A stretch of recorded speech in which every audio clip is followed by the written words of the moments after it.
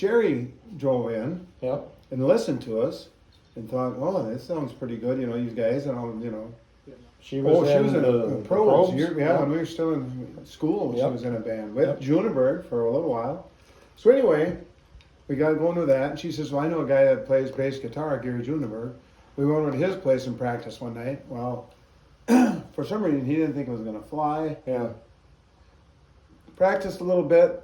Randy came home from the service.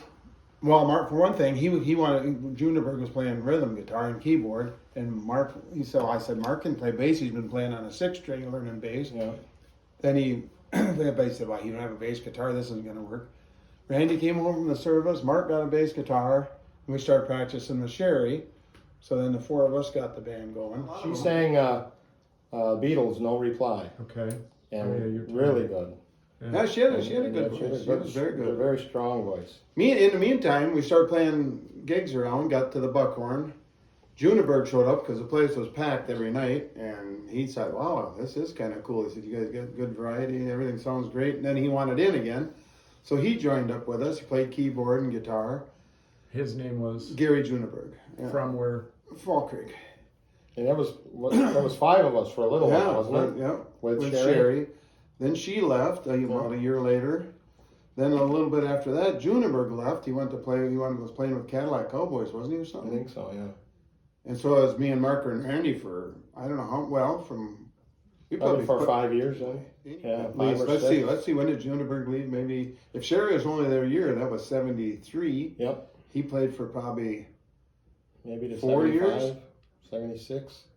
Well, that picture of us in the Palladium, he's on that. I don't remember when that was. Yeah. No, that was the City Hall. Yep. Mhm. Yep.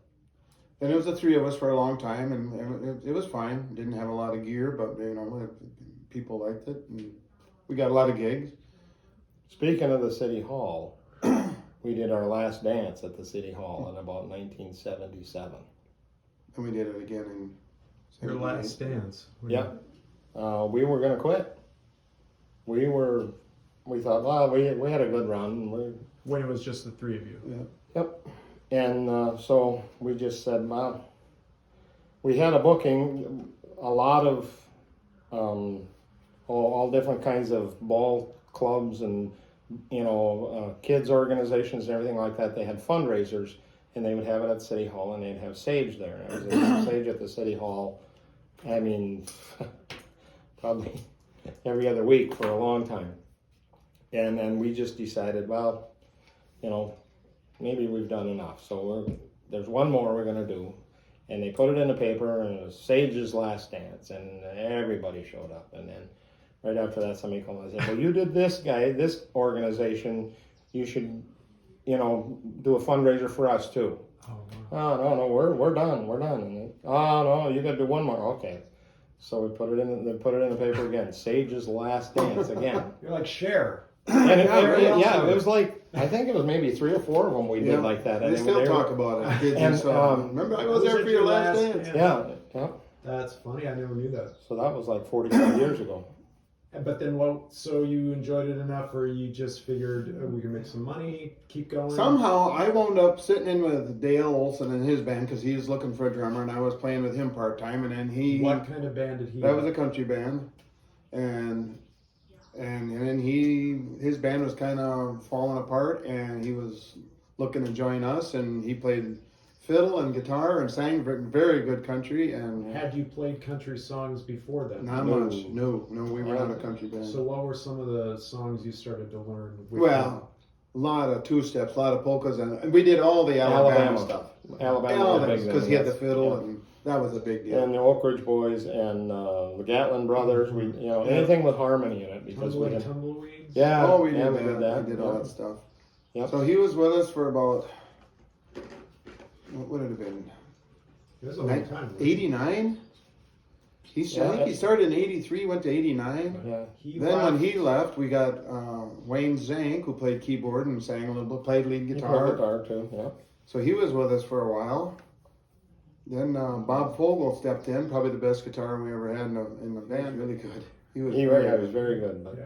good singer, good, and he was more of a blues guy. Yes. Excellent. Boy, he was he could play drums. He could sing, play guitar. He was good. And he left. We got a guy, Mike Oliver? Mike. Was it Mike after him? Yeah. For just a little while. Because we needed somebody We needed right to away. play, And, somebody to play with us. He said he played with us for just a few months, really. yeah, Okay. but we never rehearsed with him. I met him on Friday night about 7:30, and we were playing a gig at 9 o'clock. I mean, Randy said, well, maybe we should practice a little bit. He said, well, I know some classic rock and some country. Yeah. We're good. He said, you'll love it. And he was excellent. Yeah. Well, after him, it was Jerry then, I guess. Yeah. Jerry joined us in 93. 93. Oh, wow. And he's been with us ever since. And I mean, he's, Almost 30 years. yeah. And for the longest time, we called him the new guy. Yeah. Well, now it's 30 years ago. Yeah. So he joined, 29. and Randy, in the meantime, Yeah, around 96, was it? 96, yeah. He was, he's the oldest of the three, and he just thought, well, maybe I'm had enough, so. And then we kept, we met Steve Schott, who came from Arizona, wasn't it? Nevada. And he just happened to land in Osseo, and he was a guitar player, and he saw us at the Palladium and sat in, and so we He's a played. really good rock singer. Yeah. Very good singer. And, yeah. Barry Humphrey came back from Canada, where he had been living, and him and Jerry used to play in a band together, and he kind of wanted in.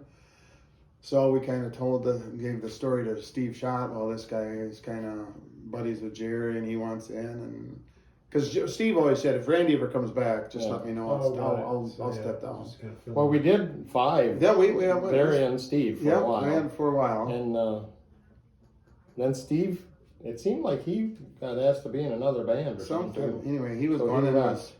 But then it was, us and Barry for a while. Yeah. Then Randy came back in. So there was Yeah. 5 of us again. Then Barry left to go to play with Bear Creek for a 10-year stint or whatever Yeah. it was. Okay, So it was, Randy, me and Mark and Randy and Jerry again for a long time. that's right. Then Randy got sick and started failing, and Barry was running a bar in Mondovi, and we stopped in there and said, well, we need somebody, you want back in? He said, well, he hadn't played for quite a while. I said, I don't know if I can do this anymore.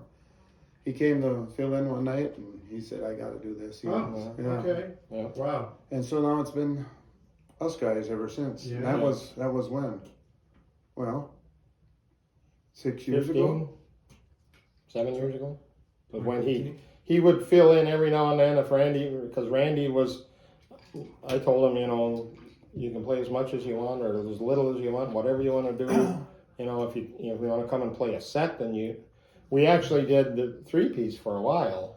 Yeah, me, Mark, and Jerry. We did a few gigs 3-piece at one summer. We had to, simplify some of the songs